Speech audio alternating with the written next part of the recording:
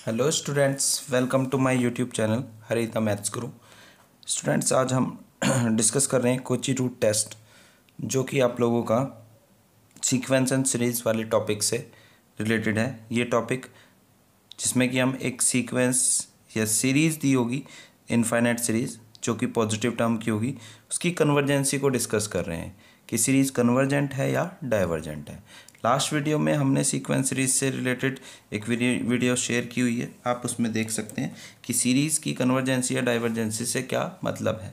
हमने डिस्कस किया था सीरीज़ अगर कोई भी है, इनफाइनाइट सीरीज़ है, तो वो हमेशा इस फॉर्म की होगी, U1 plus U2 plus U3 plus on infinite तक टर्म्स होंगी, और जिसमें कि हर एक टर्म प्रीवियस टर्म से किसी न किसी एक लॉ या रिलेशन के रूल के अकॉर्डिंग रिलेट करती होंगी।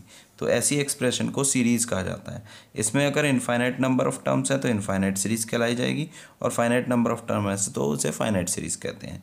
यहाँ पर आपके सिलेबस में कन्वर्जेंसी ऑफ इनफाइनाइट सीरीज़ है। इसके लिए हमें क्या डेफिनेशन क्या कहती है कि जो भी हमारे पास सीरीज़ है, अगर उसका टोटल सम फाइनाइट आता है तो सीरीज़ कन्वर्जेंट हो जाती है। इनफाइनाइट आता है या माइनस इनफाइनाइट आता है तो सीरीज़ डाइवर्जेंट हो जाती है। अब हमारे पास जो गिवन सीरीज़ है, अगर वो हमारे पास AP या GP है तो उसके सम करने का हमारे पास फार्मूला होता है, और अगर सम कर पा रहे हैं तो हम पता कर पाएंगे कि सम फाइनाइट नंबर आएगा या इनफाइनाइट, तो हम कन्वर्जेंसी डाइवर्जेंसी चेक कर सकते हैं।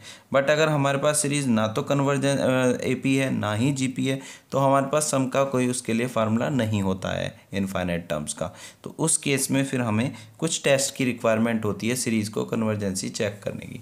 बिना उसे सीरीज़ को सम किए हम उसकी कन्वर्जेंसी को टेस्ट करेंगे कुछ टेस्ट के बेसिस पर। तो उनके लिए हम टेस्ट कुछ पढ़ चुके हैं। एक ये कौन कौन से टेस्ट पढ़ चुके हैं, लिमिट टेस्ट पढ़ चुके हैं, P सीरीज टेस्ट पढ़ चुके हैं यानी कि ऑक्सिलरी सीरीज टेस्ट, और कंपैरिजन टेस्ट। टोटल 3 टेस्ट पढ़ चुके हैं।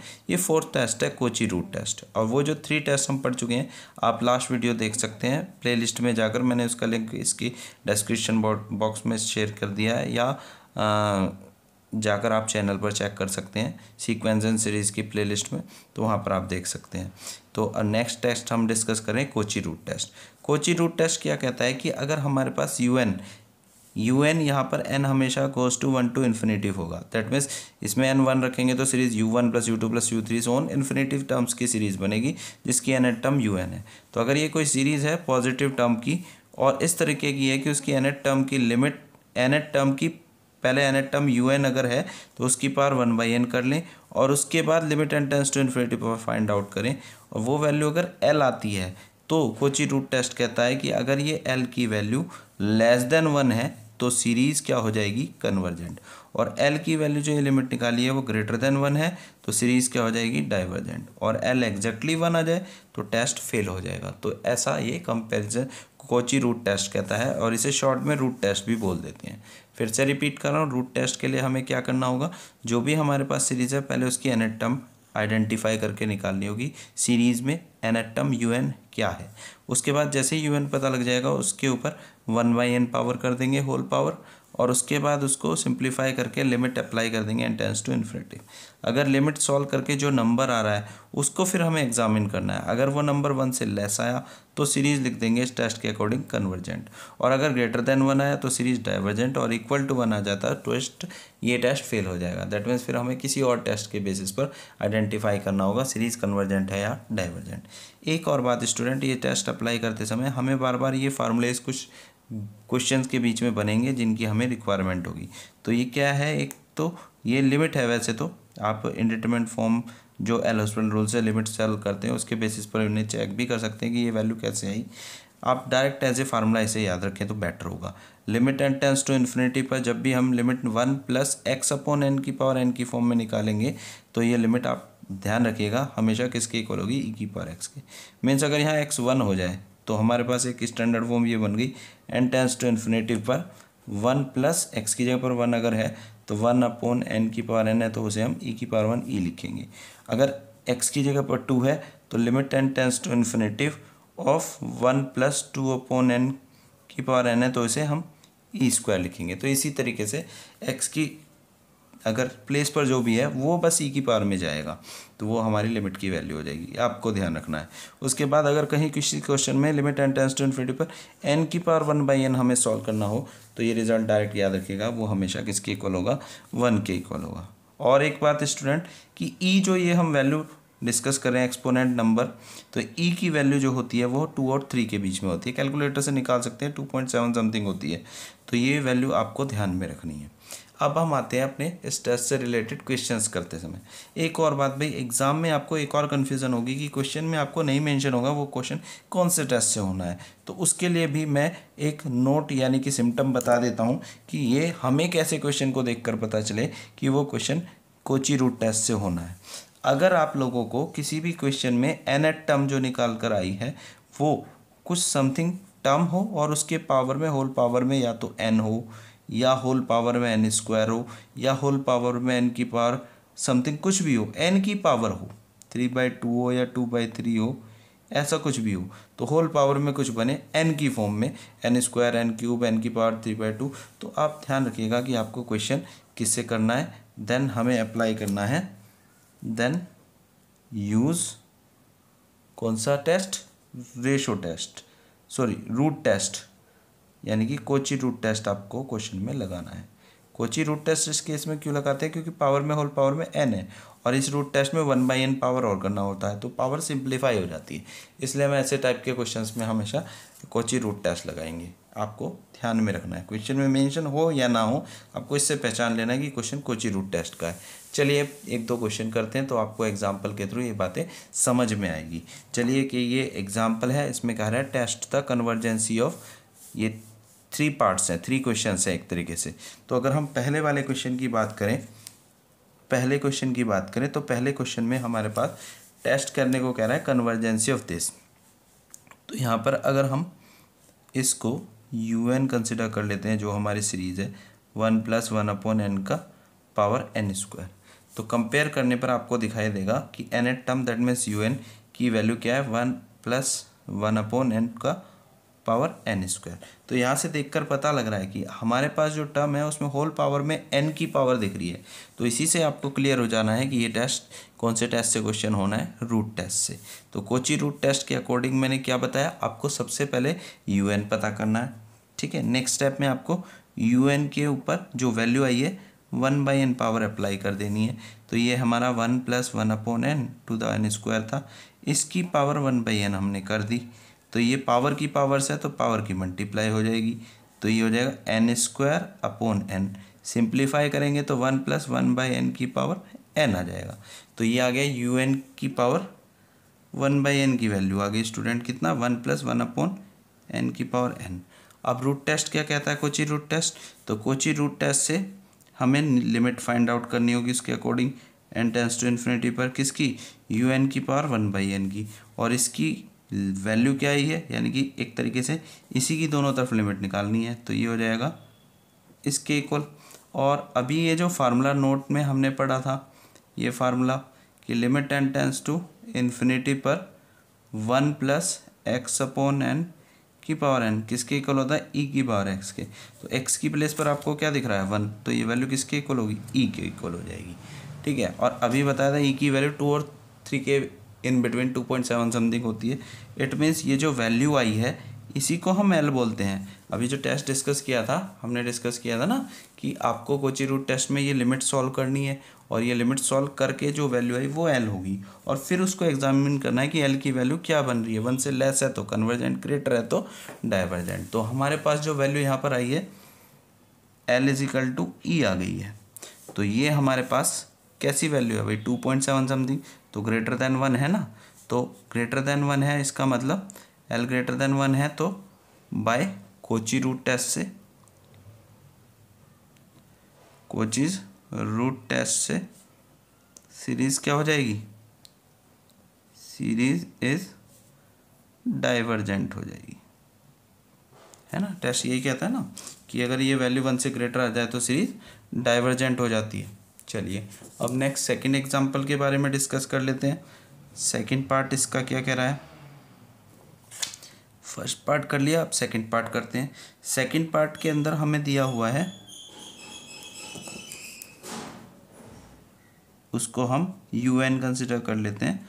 और वैल्यू क्या दी हुई है हमें क्वेश्चन में, n/n+1 to the power n²। और इसकी कन्वर्जेंसी हमें चेक करनी थी।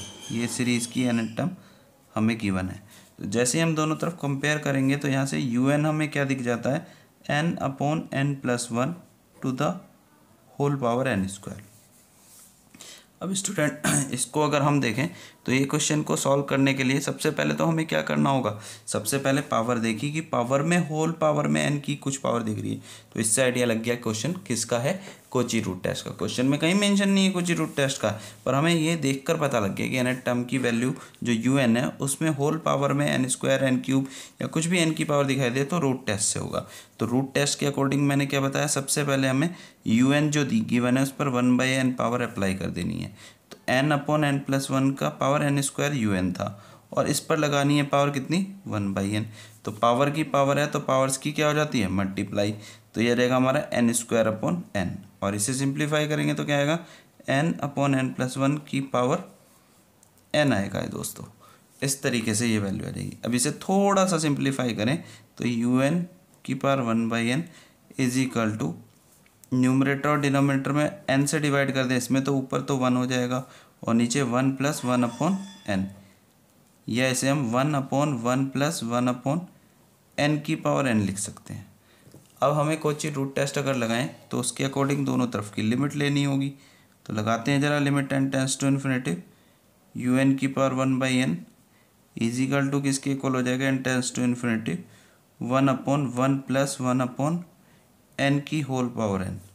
और इस पर लिमिट लगाएंगे तो अभी हमने फार्मूला डिस्कस किया था ऊपर नोट में कि limit n tends to infinity पर 1 + x/n की पावर n किसके इक्वल होता है, e की पावर x होता है। तो अगर हम इसकी कंपेयर यहाँ अपोन में करें तो x की जगह पर 1 दिख रहा है, तो यानी कि ये वैल्यू क्या होगी, e की पावर 1 यानी कि 1/e, अपोन में e बनेगा। और अभी डिस्कस किया था कि e की वैल्यू 2.7 समथिंग होती है। तो ये जो वैल्यू निकल कर आई इसी को, लिमिट को क्या बोलते हैं कोची रूट टेस्ट के अकॉर्डिंग l। तो हमारे पास जो l आया वो 1/e आया, जो कि क्या है, 1 से लेस है। क्यों, क्योंकि e की वैल्यू तो 2.7 समथिंग होती है और 2.7 समथिंग से अगर 1 को डिवाइड करेंगे 1/e है तो ये वैल्यू 1 से लेस ही तो आएगी। दैट मीन्स l 1 से छोटा है। तो बाय रूट टेस्ट यानी कि कोची रूट टेस्ट से, by Cauchy root test series क्या हो जाएगी, इज कन्वर्जेंट हो जाएगी, है ना। रूट टेस्ट क्या कहता है कि अगर ये लिमिट जो सॉल्व करके आई है 1 से लेस है तो सीरीज़ क्या हो जाएगी, कन्वर्जेंट हो जाएगी। तो इस तरीके से हमें ये एग्जांपल्स हमारे हो चुके हैं। एक क्वेश्चन ये बचता है, ये मैंने आप लोगों के लिए छोड़ा है, इसको आप लोगों को ट्राई करना है। आंसर मैं इसका बता दे रहा हूँ कि ये सीरीज़ जो है आप लोगों की क्या आएगी, कन्वर्जेंट आएगी। क्या आएगी, कन्वर्जेंट आएगी, है ना। और इसमें जब आप लिमिट निकालेंगे यू एन की पावर 1/n की और n टेंड्स टू इन्फिनिटी लगा देंगे तो इसकी वैल्यू 1/e बनेगी। एक बार चेक कीजिएगा। और 1/e बनने की वजह से 1 से लेस है तो ये भी कन्वर्जेंट आ जाएगी कोची रूट टेस्ट की बेसिस पर। तो इस तरीके से आपका कोची रूट टेस्ट कंप्लीट होता है। नेक्स्ट टेस्ट हम डिस्कस करते हैं। चलिए स्टूडेंट, नेक्स्ट टेस्ट हम डिस्कस करते हैं डी-एलेम्बर्ट रेशो टेस्ट, या इसी का नाम रेशो टेस्ट भी है। तो ये डी-एलेम्बर्ट रेशो टेस्ट या रेशो टेस्ट क्या है कि अगर हमारे पास कोई भी सीरीज़ है, सिग्मा यू एन एक सीरीज़ है पॉजिटिव टर्म्स की, ठीक है, और इस तरीके की है कि उसकी nth टर्म यू एन अगर दिख रही है तो n को n+1 से रिप्लेस करके यू एन प्लस वन यानी कि n+1 टर्म निकल आएगी। तो रेशो टेस्ट कहता है पहले सीरीज़ की nth टर्म निकालो यू एन, देन n को n+1 से रिप्लेस करके यू एन प्लस वन निकालो, उसके बाद यू एन प्लस वन और यू एन का रेशो निकाल लो, u n plus one upon u n, उसमें limit n tends to infinity apply करेंगे और वैल्यू निकाल लेंगे। मान लीजिए वो वैल्यू l आ जाती है तो इस टेस्ट के अकॉर्डिंग सीरीज़ कन्वर्जेंट हो जाएगी अगर l 1 से लेस है, सीरीज़ डाइवर्जेंट हो जाएगी अगर l 1 से ग्रेटर है, और टेस्ट फेल हो जाएगा अगर l इक्वल टू कितना है, 1 है। फिर से रिपीट कर रहा हूँ, एलेम्बर्ट टेस्ट क्या कहता है कि अगर सीरीज़ पॉजिटिव टर्म की है यानी कि हर टर्म पॉजिटिव है तो फर्स्ट ऑफ ऑल उसकी nth टर्म कंपेयर करके निकाल लेंगे और उसे un से डिनोट करेंगे। नेक्स्ट फिर हम उसमें n को n+1 से रिप्लेस करके un+1 निकाल लेंगे और un+1 अपॉन un निकालने के बाद उसमें लिमिट अप्लाई करेंगे n टेंड्स टू इन्फिनिटी। जो लिमिट की वैल्यू आएगी उसे हम l बोलेंगे और फिर उस l वैल्यू को एग्जामिन करेंगे कि l की जो ये वैल्यू आई है वो 1 से छोटी आई है तो इस टेस्ट के अकॉर्डिंग सीरीज कन्वर्जेंट हो जाएगी, 1 से ग्रेटर है तो डाइवर्जेंट और इक्वल टू 1 आने पर टेस्ट फेल हो जाएगा। अब कुछ राइटर इसी टेस्ट को इस तरीके से भी लिखते हैं और मेरे हिसाब से ये दूसरा तरीका जो है वो लिखने का वो ज़्यादा बेटर रहेगा, क्योंकि जो डीलम्बर टेस्ट फेल जब हो जाता है तो उसके बाद राबीज टेस्ट या लॉगरिथमिक टेस्ट हम लगाते हैं और उसमें इन्हीं वैल्यू की ज़रूरत पड़ती है जो अनदर फॉर्म में यूज़ हो रही है, यानी कि un/un+1 की, ना कि un+1/un की। तो इसलिए इसी फॉर्म में याद रखें तो बेटर होगा। ठीक है, ये अनदर फॉर्म क्या कहती है कि हमें un/un+1 निकालना है, वहाँ हम un+1/un निकाल लें, यहाँ un/un+1 उल्टा अगर हम निकालें और n tends to infinity limit apply करें तो जो वैल्यू आएगी उसे l अगर बोलते हैं तो अगर l ग्रेटर देन 1 है तो सीरीज़ क्या हो जाएगी, कन्वर्जेंट, और l लेस देन 1 है तो सीरीज़ क्या हो जाएगी, डाइवर्जेंट, और l = 1 पर टेस्ट फेल हो जाएगा। ये अनदर फॉर्म ऑफ टेस्ट कहती है और बेटर रहेगा आप ये ही वाला फॉर्म याद रखें। एक्चुअल में दोनों हैं ही सेम, देखो यहाँ रिवर्स कर दिया है तो ये जो L की कंडीशन है वो भी रिवर्स हो गई है। यहाँ L लेस देन 1 पर कन्वर्जेंट था, यहाँ L ग्रेटर देन 1 पर कन्वर्जेंट, यहाँ L ग्रेटर देन 1 पर डाइवर्जेंट था, यहाँ ग्रेटर लेस देन 1 पर डाइवर्जेंट है। तो इस तरीके से आपको ये वाली फॉर्म याद रहेगी तो ज़्यादा बेटर है। क्या क्या बताया इसको टेस्ट को अप्लाई करते समय, सबसे पहले आपको कंपेयर करके n टर्म un फाइंड करनी है, देन n को n+1 रिप्लेस करने के बाद un+1 निकालना है, देन दोनों को डिवाइड कर लेना है और उसके बाद फिर उस पर लिमिट अप्लाई कर देनी है। सॉल्व करके जो आएगी वैल्यू वो l कंसिडर कर लेनी है और उस l की वैल्यू को एग्जामिन करना है कि वो 1 से ग्रेटर दिखाई दे रही है तो कन्वर्जेंट और 1 से लेस है तो डाइवर्जेंट और इक्वल टू 1 आ जाएगा तो टेस्ट फेल हो जाएगा। जब ये टेस्ट फेल हो जाता है कब होगा, जब ये लिमिट सॉल्व करके जो भी आई है वो 1 आ जाए, तो इसके फेल होने पर फिर यहाँ से ब्रांच निकलती हैं। जब भी रेशो टेस्ट फेल होता है तो आपको कंपैरिजन टेस्ट लगाना होगा क्वेश्चन में, या फिर कौन सा टेस्ट लगाना होगा, आपको राबीज टेस्ट लगाना होगा जो हम आगे पढ़ेंगे, और इसी का अल्टरनेटिव है लॉगरिथमिक टेस्ट। ठीक है, तो आपको ये लगाना होगा इसके फेल होने पर। ठीक है, तो अब एग्ज़ाम में आपको क्वेश्चन कैसे पता लगेगा देख के कि वो क्वेश्चन रेशो टेस्ट का है, ये भी एक समस्या वाली बात है स्टूडेंट। तो उसके लिए किसी बुक में नहीं लिखा हुआ, मैं आपको क्लू बताता हूँ कि आपको क्वेश्चन देखकर कैसे पता चलेगा वो रेशो टेस्ट का है। उसके लिए एक नोट में बताता हूँ कि आपको इन नोट को देखकर ही समझ में आ जाना चाहिए कि क्वेश्चन रेशो टेस्ट का है। जैसे ही आप un निकाल लें, यानी कि nth टर्म फाइंड आउट कर लें क्वेश्चन की, nth टर्म सीरीज़ की, और वो टर्म की जो वैल्यू आए उस टर्म की वैल्यू में आपको या तो x इन्वॉल्व दिखे, कहीं पर भी x इन्वॉल्व दिखे, चाहे न्यूमरेटर में दिखे चाहे डिनोमिनेटर में दिखे x दिखे, या x इन्वॉल्व हो, ठीक है, या फैक्टोरियल इन्वॉल्व हो, न्यूमरेटर में हो या अपॉन में हो, फैक्टोरियल इन्वॉल्व हो, या जो nth टर्म आ रही है उसकी हर टर्म में प्रोडक्ट लगातार इंक्रीज होती चल जाए, मतलब पहले टर्म में 2 टर्म की प्रोडक्ट हो, अगली टर्म में 3 टर्म की प्रोडक्ट हो, अगली टर्म में 4 टर्म की कोई भी, तो इस तरीके से टर्म इंक्रीज हो रही है प्रोडक्ट में, तो भी आपको क्या करना है, कौन सा टेस्ट लगाना है, रेशो टेस्ट। क्या बताया, या तो क्वेश्चन के अंदर x दिखाई दे कहीं पर भी सीरीज़ की हर एक टर्म में, या फिर फैक्टोरियल दिखाई दे, या फिर लगातार टर्म्स की प्रोडक्ट बढ़ती चली जाए, तो आपको क्वेश्चन को रेशो टेस्ट से स्टार्ट करना है। ठीक है, इसके अकॉर्डिंग क्या बताया मैंने रेशो टेस्ट लगाने के लिए, पहला स्टेप, फर्स्ट स्टेप में आपको क्या करना है, स्टेप फर्स्ट में आपको un यानी कि nth टर्म निकालनी है। सेकेंड स्टेप में आपको क्या करना है, un+1 निकालना है, जस्ट un की वैल्यू में n को n+1 से रिप्लेस करके। थर्ड स्टेप में आपको क्या करना है, un जो आया उसको un+1 से डिवाइड करना है। फोर्थ स्टेप में आपको क्या करना है, इस पर लिमिट अप्लाई कर देनी है n tends to infinity un/un+1, जो वैल्यू आएगी उसे l कंसिडर कर लेना है और इस l की वैल्यू को एग्जामिन करना है। अगर वो l 1 से बड़ा है तो सीरीज कन्वर्जेंट और 1 से छोटा है तो डाइवर्जेंट। ध्यान रखिएगा, मैं ये वाले फॉर्म की बात नहीं कर रहा हूँ। इस फॉर्म के लिए तो अगर आपको करना है तो आपको un+1/un देखना होगा और फिर सारे रिजल्ट ये उल्टे हो जाएंगे। मैं इसके बेसिस पर बता रहा हूँ कि आपको un/un+1। अब एक क्वेश्चन कर कर देख लेते हैं। ये कहता है टेस्ट द कन्वर्जेंसी ऑफ दिस। तो इस क्वेश्चन में आप अगर ध्यान से देखें 1/3 पहली टर्म है, दूसरी टर्म 1 × 2 अपॉन 3 इंटू 5 है। नेक्स्ट टर्म है 1 into 2 into 3 upon 3 into 5 into 7। Next term है 1 2 3 4 और नीचे है 3 5 7 9। और इस तरीके से आप देख रहे हैं लगातार टर्म्स जो हैं वो प्रोडक्ट में, पहले ऊपर एक ही टर्म थी, फिर ऊपर 2 टर्म की प्रोडक्ट है, फिर 3 की, फिर 4 की, ऐसे लगातार इंक्रीज होती चली जाए। जब भी ऐसा हो आप समझ जाइएगा कि क्वेश्चन किसका है, रेशो टेस्ट से होने वाला है, डीएलएम्बर्ट रेशो टेस्ट से।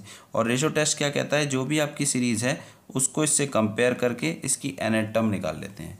यहाँ पर un इज इक्वल टू हो जाएगा क्या, nth term of the series. nth term of the series हम आइडेंटिफाई कर लेंगे।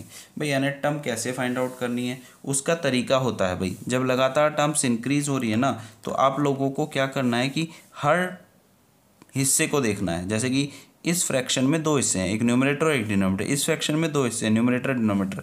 तो पहले न्यूमरेटर के बारे में अंदाज़ा लगा लें। तो आप देख रहे हैं कि पहली टर्म में आपको 1 दिखाई दिया, तो अगली टर्म में 1 भी दिखाई दिया और आगे कुछ टर्म और 2 दिखाई दिया।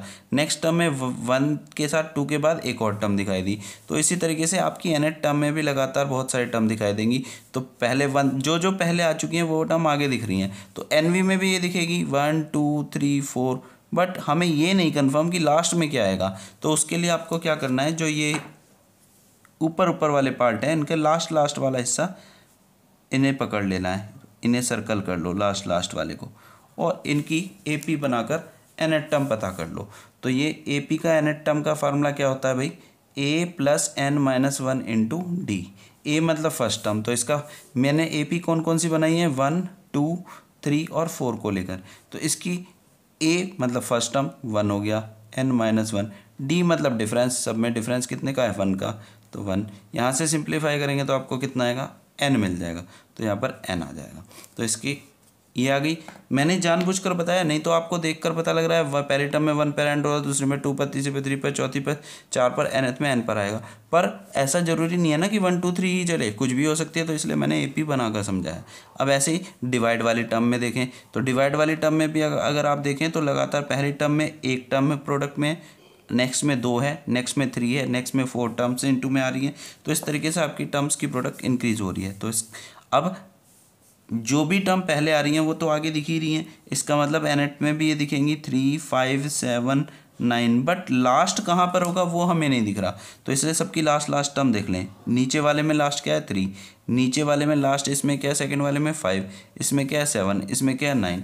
तो आप रफ वर्क में जाएँ और इसकी AP बना लें, 3 5 7 9, और इस AP की nth टर्म निकाल लें। क्या होता है, A plus n minus 1 into D. A आपका क्या, first term 3, n minus 1, D difference कितने का चल रहा है, n में 2 का, तो आ जाएगा। सिंप्लीफाई करेंगे तो ये आ जाएगा 2n प्लस 1। कितना आ जाएगा, 2n प्लस 1 आ जाएगा। तो यहाँ पर आपका 2n प्लस 1 आना चाहिए लास्ट में, यानी कि ठीक है। फिर से एक बार रिपीट कर रहा हूँ, ये nth टर्म कैसे बनी। आप लोगों को क्या करना है, सबसे पहले तो सीरीज़ में देखना है कि लगातार प्रोडक्ट्स बढ़ती चली जा रही हैं न्यूमरेटर में डिनोमिनेटर में। तो ये रेशो टेस्ट का क्वेश्चन है। रेशो टेस्ट के अकॉर्डिंग आपको nth टर्म un निकालनी है। un निकालने के लिए क्या करना होगा कि आपको हर फ्रैक्शन का एक हिस्सा पहले देखना है। तो इस फ्रैक्शन का न्यूमरेटर हर एक फ्रैक्शन का देख लेते हैं। तो इसमें न्यूमरेटर में आप देख रहे हैं पहले 1 है, अगले में 1 इंटू 2 है, अगले में 1 2 3 है, फिर 1 2 3 4 है। ऐसे प्रोडक्ट बढ़ती चली जा रही है। तो जो भी आपको प्रोडक्ट दिख रही है वो पहले वाली जो आ चुकी है वही आगे दिख रही हैं। तो इसका मतलब NV में भी ये जो पहले आ रही हैं वो दिखेंगी, यानी कि 1 इंटू 2 इंटू 3 इंटू 4 दिखेगा। पर लास्ट कहाँ पर होगा वो नहीं पता लग रहा। तो इसलिए न्यूमरेटर के हर हिस्से का लास्ट देख लें। इसका लास्ट 1 है, इसका लास्ट 2 है, इसका 3 है, इसका 4 है। इनको रफ वर्क में यहाँ साइड में लिख लिया, इसकी AP बना ली और nth टर्म निकाल ली। वो हमें पता लग गया लास्ट में, यानी कि क्या दिखाई देगा, n। ऐसे डिवाइड में जो दिख रहा है वो भी प्रोडक्ट लगातार बढ़ती चली जा रही है, और जो पहले आ चुकी हैं वो आगे दिख रही है। तो NV में भी आएंगी 3 इंटू 5 इंटू 7 इंटू 9। कहाँ तक जाएगा लास्ट नहीं पता लग रहा। तो इसलिए इनका लास्ट देख लिया, 3 5 7 9 रफ वर्क में लिखा, इसकी AP बनाई और nth टर्म बनी 2n प्लस 1। तो लास्ट में 2n प्लस 1 लिख लिया। तो इस प्रकार से हमें क्या मिल गया, क्वेश्चन में un मिल गया। un की वैल्यू कितनी आ जाती है, 1 इंटू 2 इंटू 3 इंटू 4 इंटू कहाँ तक, n तक, upon 3 into 5 into 7 into 9 into कहाँ तक, 2n प्लस 1 तक। इतनी बात समझ में आ गई। नेक्स्ट फिर आप लोगों को क्या करना है, क्वेश्चन में un प्लस 1 निकालना है। un प्लस 1 कैसे निकलेगा भाई, n को n प्लस 1 से रिप्लेस कर दो। तो ये आएगा 1 इंटू 2 इंटू 3 इंटू 4 और ये हमारा लास्ट में n को n+1 से रिप्लेस करने पर n+1 आएगा।